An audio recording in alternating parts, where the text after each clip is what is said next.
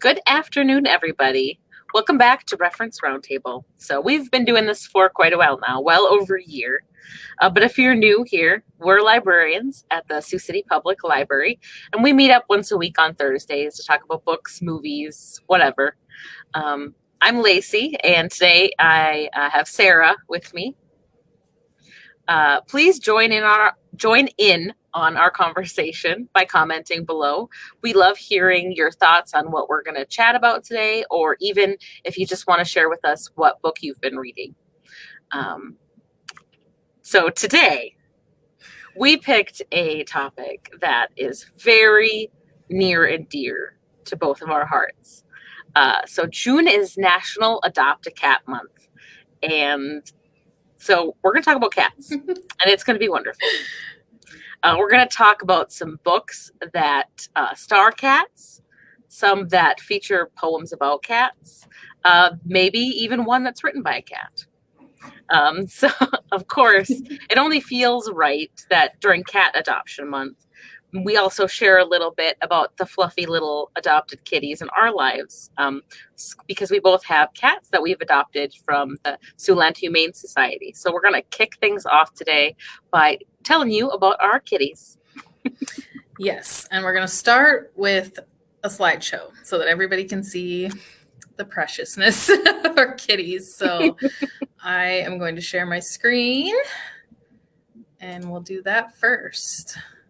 All right, so here we go.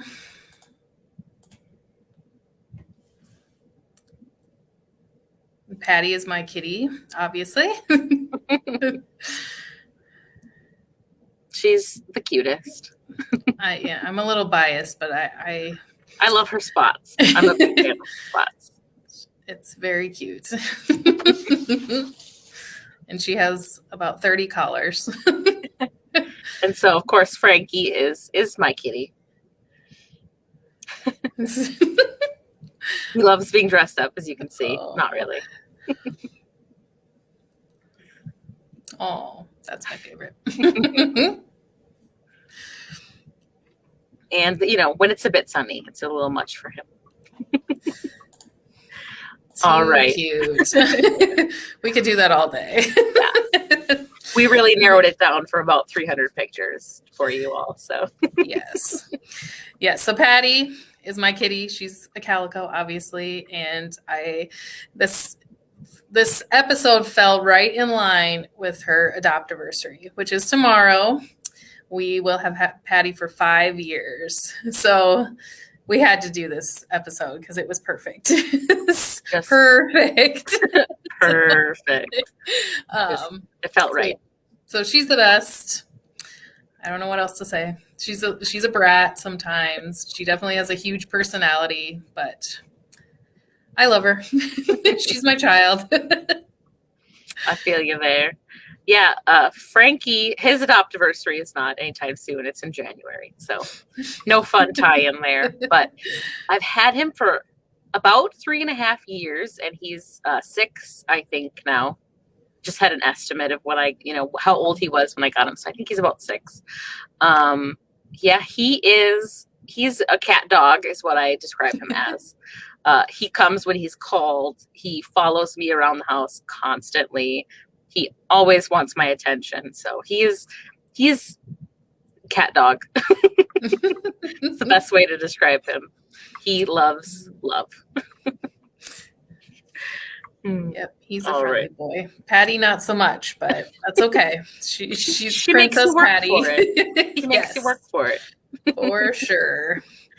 All right. Well, we could talk about our cats for a long time and show you some videos, all kinds of things. But, you're here to probably hear about some books. So we'll share some book ideas with you too. Yes, on to the books. So I tried to choose an array of different kinds of books. So the first book I chose is a romantic comedy, and it's called Get a Life, Chloe Brown by Talia Hibbert. So although this book is more of a romance, it does feature a cat. So Chloe Brown is, in all sense of the word, a nerd. She's an IT expert, and she's actually we're introduced to her at a point in her life when she's suffered a debilitating bout of pneumonia that has caused a lot of other problems in her life. So she has a lot of health issues. And she, she's letting this take over her life. And at a certain point, she decides that she needs to get a life. So she comes up with this list of things that she thinks that she should do to get a life, to get back out there and make friends and, do different things that she hasn't done in a while. So she this takes place in England, and she moves to a new flat, and she, there's this handyman that kind of lurks around, and they kind of try to avoid each other at all costs. And one day Chloe sees a kitty up in a tree, and knowing that she can't let this cat just stay up there, she climbs the tree to try to get him down and gets stuck in the tree herself. And enter the handyman, whose name is Red, who has to help her get out of the tree. And from that blossoms their romance. And also the kitty stays. She decides that as long as no one else owns him, she named him Smudge, because when she was looking up at the sky, he looked like a little smudge in the sky from the tree. So I just love a good book with a kitty in it that isn't sad, because I can't read sad ones. So. Yeah, she kind of owes her romance to the kitty. Yes, Smudge, yep. So Yep, I like that. For sure. So let's see. Adam had a comment here for us. Wasn't the internet invented for cat pictures and videos? It's part of their plan to take over the world as soon as they grow thumbs. I would have to agree.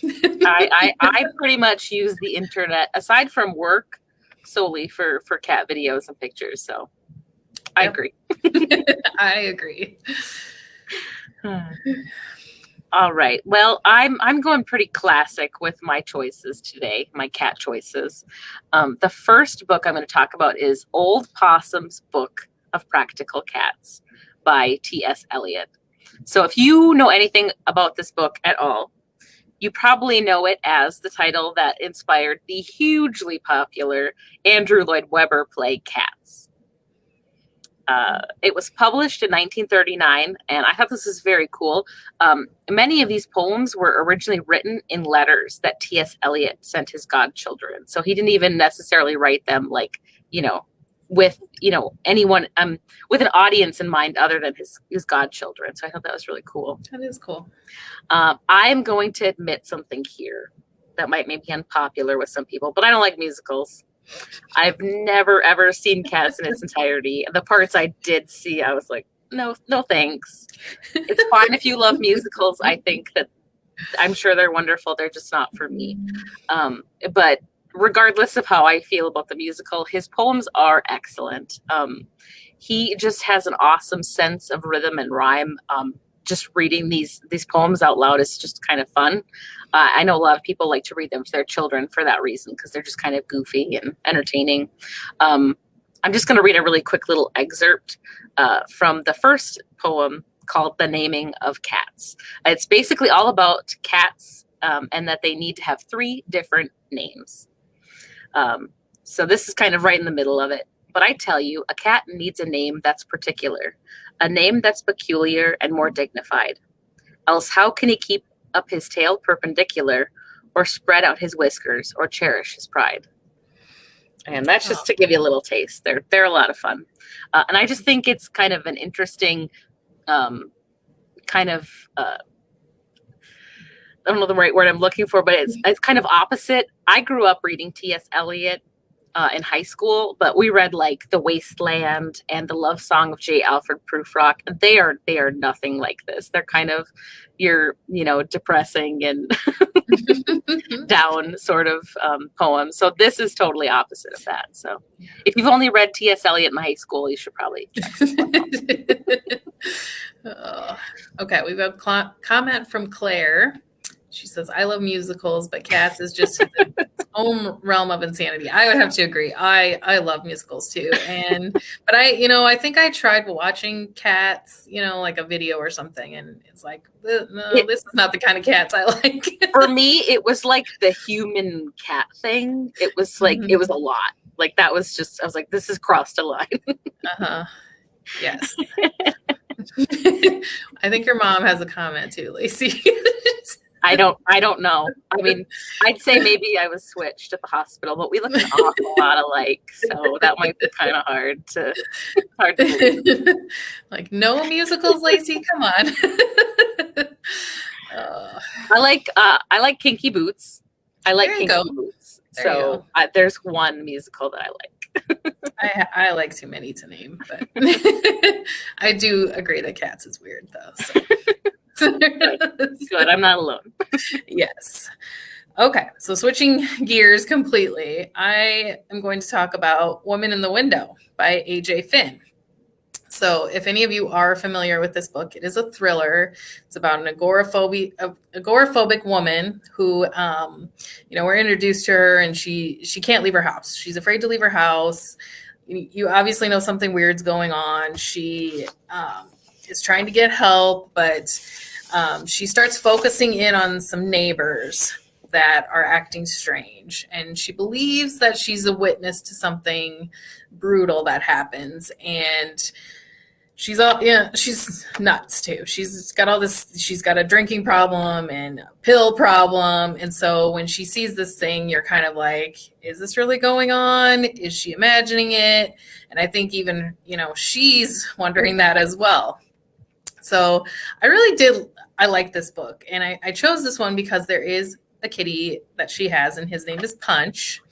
And he's not a huge character in the book, but the reason I chose this is because Netflix just came out with the movie version of this book, and it was not very good. It was terrible. I really did like the book, and this is one of those where the book was a lot better. But even if like my husband had never read the book and we watched this together and he was like, what did we just watch?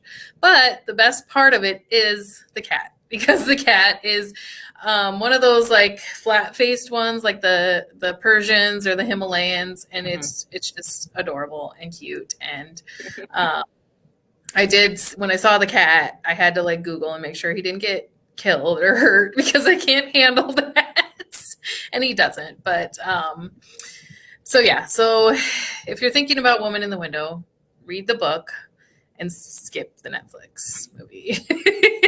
Because it is an interesting book, and it's kind of a modern take on the Rear Window. Is that Alfred Hitchcock? Yep. That movie? Yeah. So, and it's kind of, if you've seen the movie Disturbia, it's kind of along those lines too. I think that was a modern take on it as well. So I haven't read that book, but I love Rear Window. So I'm like, maybe I'll have to give that a shot when I need a thriller. Don't watch the movie though. No. After your or you're not recommendation. Unless you want to see the kitty. The kitty is kind of worth it. Look at the cat and then move on. Yes. Yep. All right. My second book is a series, actually. It's Mrs. Murphy's Mysteries by Rita Mae Brown and Sneaky Pie Brown. So Sneaky Pie is not Rita Mae's child or husband or spouse. Sneaky Pie is Rita Mae's tiger cat. So I just love that she included her cat as the co-author. Rita Mae Brown's actually a really well-known author. She wrote a coming-of-age novel.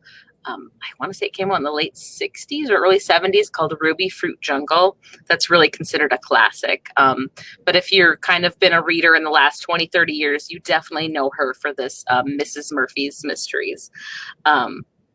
It's New York best-selling. I mean, it's if you work at the library, you've definitely pulled this book off the shelf for somebody before, a book from this series. So it's got, the main characters are Mary Minor Harrison. She's the human, and she goes by Harry, is kind of what her friends know her as. And she has two pets. She's got Mrs. Murphy, so that's the cat, and Tucker, who is a corgi dog. So to kind of give you an example of what goes on in these mystery books, the first book is called Wish You Were Here, and citizens in Harry's town are turning up murdered.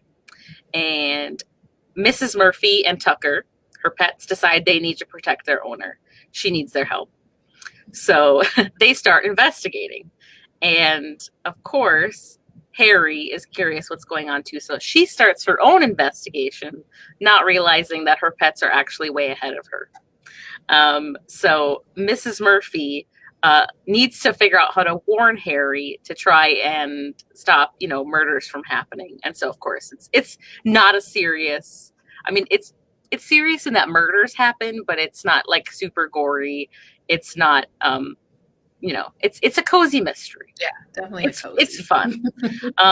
So I like them because they're not super intense. They read pretty quickly. It's a very good summer read. If you're sitting on a beach in Hawaii or at a pool, or maybe you're just sitting in the backyard in your lounge chair, I definitely think it's a good summertime book. Nice. There's definitely a lot of cat mysteries and series that are out there, and I'm sad to say I've never read any of them, but maybe I should. They sound really cute. Yeah. It's kind of one of those things. There's so many different kind of like varieties and levels of cozy mysteries that like, even if you don't like this one, there's probably something out there for you. Yeah, for sure. Okay, so I'm going to end with a true story of a cat, which if you're in for a good cry or a tearjerker, this is one of those kind of books. So this is Making Rounds with Oscar, The Extraordinary Gift of an Ordinary Cat by David Dosa. And it's about this cat that lived in a nursing home in Rhode Island. And they figured out that he had a sense for when patients were going to pass away. And he would visit a lot of patients throughout the day that were at the nursing home. But when he knew someone was going to pass away, he would stay there with them. So, it kind of goes through the different stories of these patients and how they figured out that he was doing this, and he would comfort them. And it's just one of those stories that's just heartwarming and touching, and just shows how amazing cats are, which I love. So, I looked this up on YouTube too, and there's a few YouTube videos about Oscar, and, takes a tour through the nursing home and shows him. And it's just a really cool story. I really like that when cats do amazing things. Yeah, that's so sweet. Like, I kind of want to read it, but I kind of don't, because I'm just like, that just sounds like a tearjerker. Yes. Yep, for sure. But, and yeah, it's just so heartwarming, but also just, obviously people are passing away, so not fun. No, you know what you're getting into with a book like that. You're going to have the tissue box. Yes. Pretty close. Yes. All right. Well, thanks for joining in our feline fun this afternoon.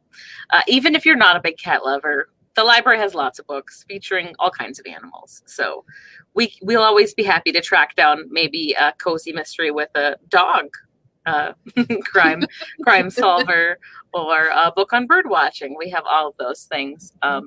So even if you're not able to watch us live, feel free to still comment below, even if you're catching us later. We love hearing from you. If you ever have questions or you just want to reach out to us, we can always be reached at questions@siouxcitylibrary.org. And hopefully you can join us again next week. I don't know what we're going to be talking about, but it'll be fun. Maybe dogs. Maybe we should do dogs next week. I got nothing. All right. Until then, keep reading, Sioux City.